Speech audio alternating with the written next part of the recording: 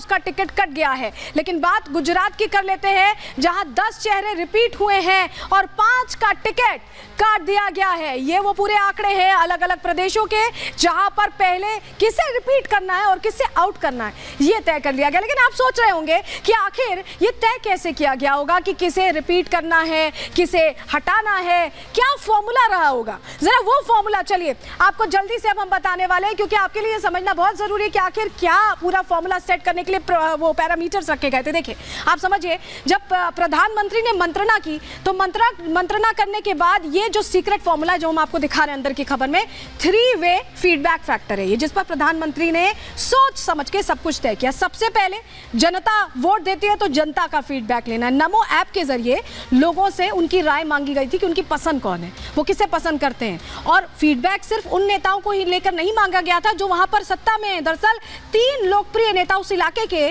3 लोकप्रिय बीजेपी नेताओं के नाम पूछे गए थे, जिससे जब एक तरह से काट छाट की जाए, एक पूरी लिस्ट तैयार की जाए तो उसमें वो नाम हो। ये था पहला तरीका। 3 वे फैक्टर हम बता रहे हैं आपको। दूसरा तरीका, काम पर फीडबैक लिया गया, क्योंकि जो दल यहाँ पर जिम्मेदारी उठा रहा है वो एक एक चीज़ का ध्यान रखता है। बीजेपी की हम बात कर रहे हैं, बीजेपी एक एक चीज़ का ध्यान रखती है। यहाँ पर 2 साल से जो सांसद थे उन्होंने कितना काम अपने क्षेत्र में किया है, कुछ विकास किया है या नहीं किया है, इस पर भी जानकारी ली गई। इसको लेकर भी प्रधानमंत्री ने विचार विमर्श किया। सिर्फ इस पर ही नहीं, सर्वेक्षण एजेंसी से भी रिपोर्ट मांगी कि इस इलाके में जो सांसद है उसने कितना विकास किया, क्या काम हुआ है, नहीं हुआ है, तो उसकी भी जानकारी मिल गई। वहीं तीसरा जो तरीका था फीडबैक लेने का वो था इंटरनल ऑडिट। ये तो अलग अलग जरियों से जनता से मांग लिया फीडबैक और क्या काम हुआ है इसको लेकर जानकारी मांग ली। इंटरनल ऑडिट भी किया, क्योंकि अपने आप ये तय करना कि अंदर जो बातचीत चल रही है उसके जरिए जानकारी छानना। राज्य की जो चुनाव समितियाँ हैं, क्योंकि अलग अलग राज्यों की चुनाव समिति बनाई गई थी, उनसे रिपोर्ट तलब की गई, उनसे रिपोर्ट ली गई है। इसको लेकर मंत्रियों के दौरे से भी मंत्रियों को भेजा गया, दौरा करें, देखें इलाके में क्या काम हुआ है, उसकी रिपोर्ट ली। आरएसएस का भी फीडबैक लिया, क्योंकि हर जगह पर देखिए आरएसएस का अपना जो पूरा संगठन है वो एक्टिव रहता है। तो ये तीनों फैक्टर थे, ये 3 वे फीडबैक फैक्टर था, जिसके जरिए काट छाट किसकी करनी है, किसे मौका देना है, ये तय किया गया। ये हमने आपको बता दिया। लेकिन जिन नेताओं के टिकट कटे हैं उसके पीछे क्या वजह रही, कुछ जो प्रमुख चेहरे हैं इनमें जिनके टिकट कटे हैं, जरा हम आपको बता देते हैं। उनकी जो हेट स्पीच है उसको लेकर बहुत कड़ा संदेश देखिए दिया गया है बीजेपी की तरफ से। आप ये जो चेहरे देख रहे हैं, आप देखिए प्रज्ञा ठाकुर की सबसे पहले हम बात कर लेते हैं। प्रज्ञा ठाकुर, कई विवादों में उन्हें फंसते देखा गया, उनके बयान कई ऐसे रहे हैं। पिछली बार भी जब वो नामांकन कर रही थी उस वक्त बहुत बड़ा विवाद खड़ा हुआ था, उसके बाद भी कई ऐसे विवाद हैं। नाथूराम गोडसे को उन्होंने देशभक्त कह दिया था, तो इस तरह की बातों से उनके खिलाफ एक अच्छे वाइब्रेशंस उनसे नहीं आए। रमेश बिधूड़ी की बात कर लेते हैं, दिल्ली की हम बात करें, इनका टिकट वहीं से कटा है। समझिए, विवादास्पद टिप्पणियों के लिए कहा गया, इनकी तरफ से बहुत नफरती बयान दिए गए। दानिश अली जो सांसद हैं, उनको इस्लामिक फोबिक शब्द का उन्होंने इस्तेमाल कर दिया और इस शब्द को भारतीय जनता पार्टी ने, संगठन ने एक्सेप्ट नहीं किया। इसको लेकर नाराजगी थी, आफ्टर इफेक्ट टिकट कटने के जरिए सामने आया। प्रवेश वर्मा की भी बात कर लेते हैं, ये भी दिल्ली से ही हैं और दिल्ली से ही इनका टिकट कटा है।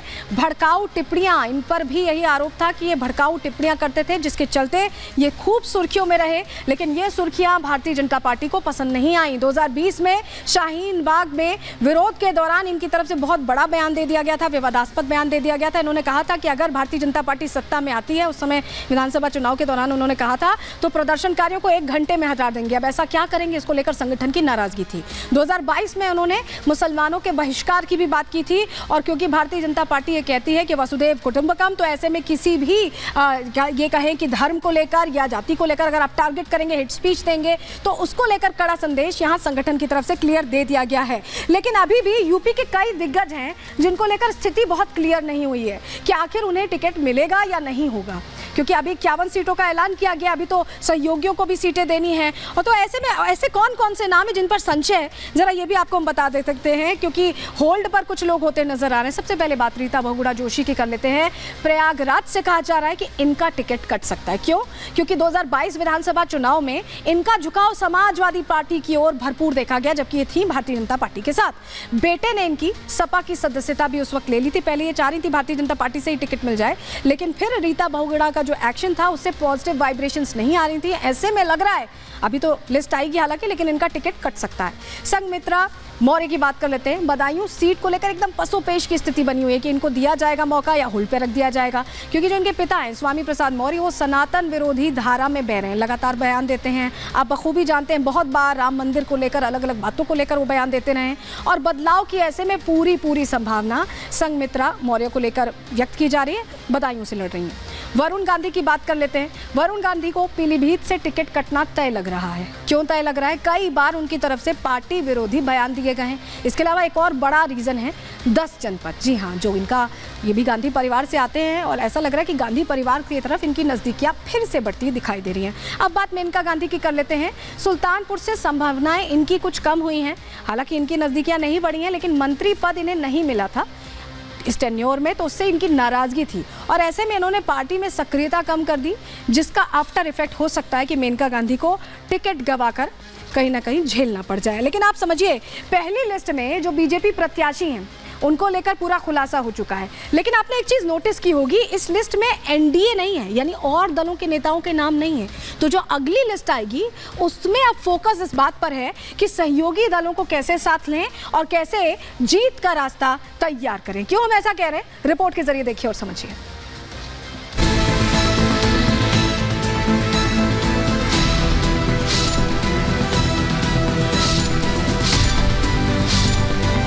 पीएम मोदी ने बीजेपी के लिए 370 और एनडीए के लिए 400 का लक्ष्य रखा है और इस लक्ष्य को हासिल करने के लिए पुख्ता रणनीति भी तैयार की गई है।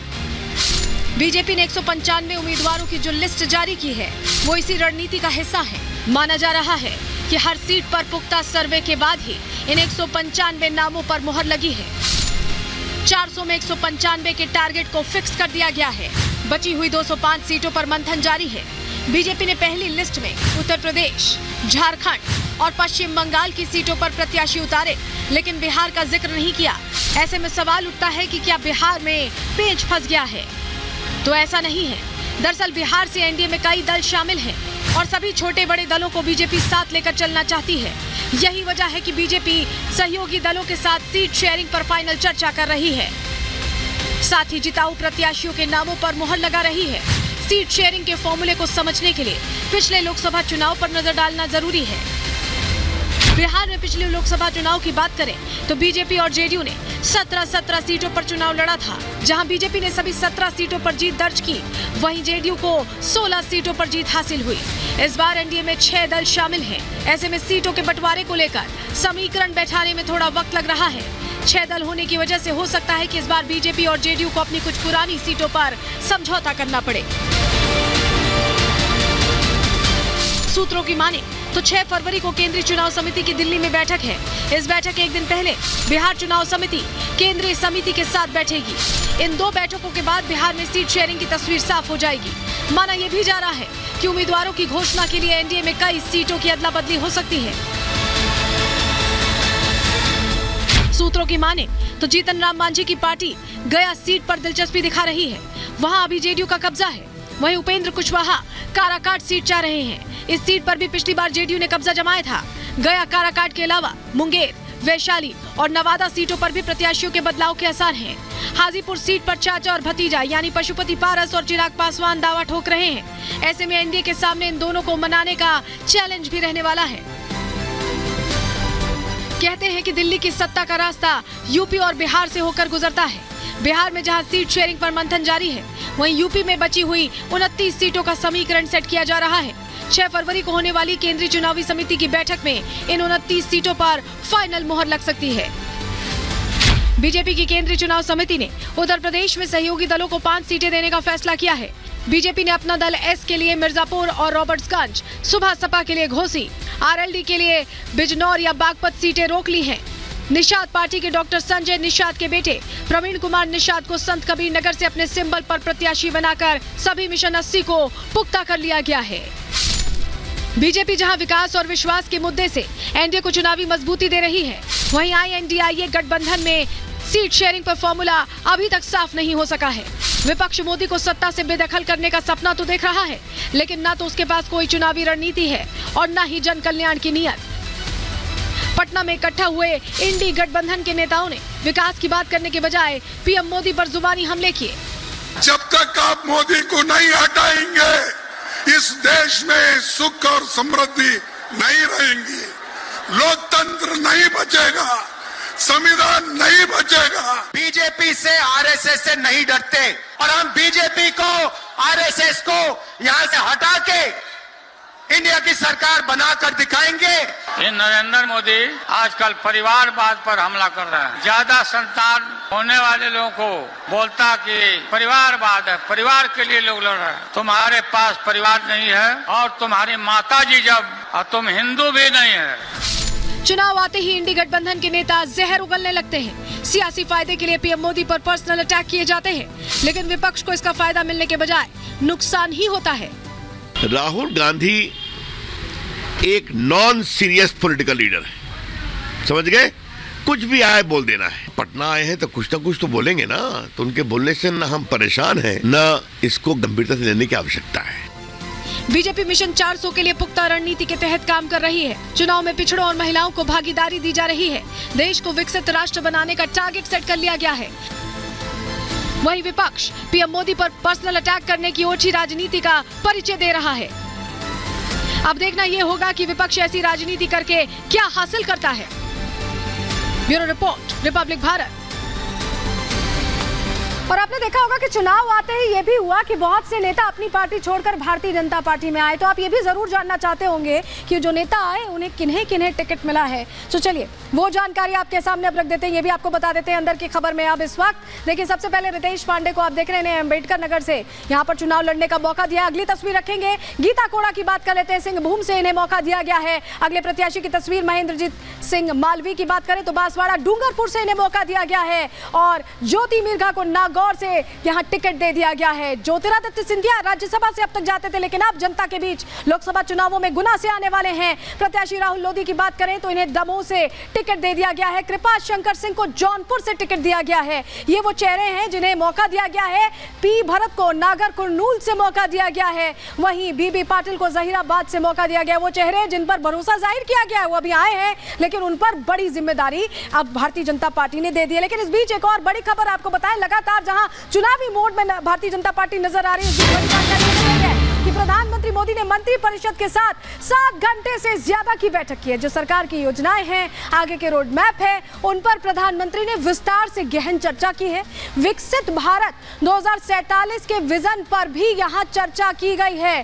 तीसरे टर्म के बाद अगले 100 दिन का एजेंडा सेट किया गया है, तैयार किया गया है, उस पर चर्चा हुई, बातचीत हुई। प्रधानमंत्री ने तीसरे टर्म के अगले 5 साल का एजेंडा क्या होगा इस पर मंथन किया है। तस्वीरें आपको अंदर बैठक की दिखा रहे हैं। प्रधानमंत्री ने मंत्रियों को विवादित बयान देने से बचने को कहा। देखिए, ये वो नसीहतें हैं जो प्रधानमंत्री ने इस बैठक में दी है।